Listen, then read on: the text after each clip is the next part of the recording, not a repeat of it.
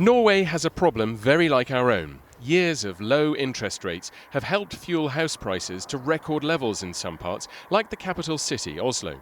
So the authorities here have resorted to experimental policies virtually untried in Europe, but which the Bank of England might copy later this month.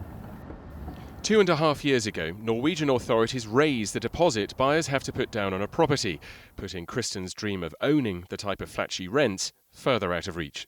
When they introduced the law, I felt a bit overwhelmed because I thought the percentage was high enough already, and it already seemed like a really distant goal. And then they raised it to 15%. Yeah, it got even worse.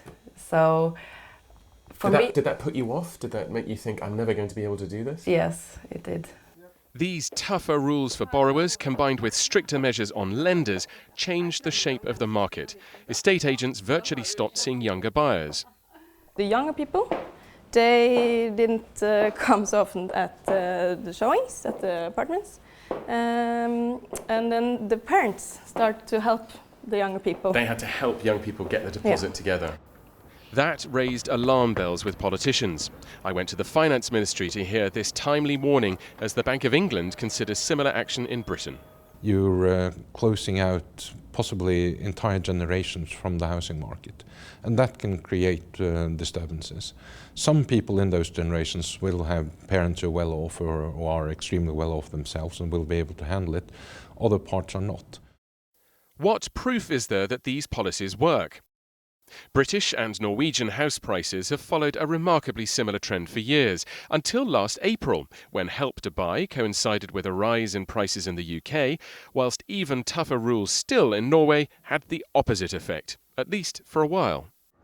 Yesterday in London, the Chancellor announced stronger powers for the Bank of England, but officials at the Norwegian equivalent found using those powers to clamp down on mortgages exposed them to public hostility.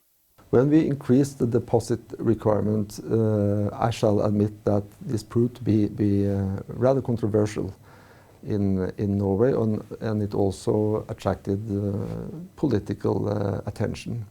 Norwegians are counting the costs of the measures put in place to make their housing market safe. But as our property prices at home continue to rise, so does the likelihood that getting hold of a mortgage in Britain will become even harder. Richard Edgar, ITV News, Oslo.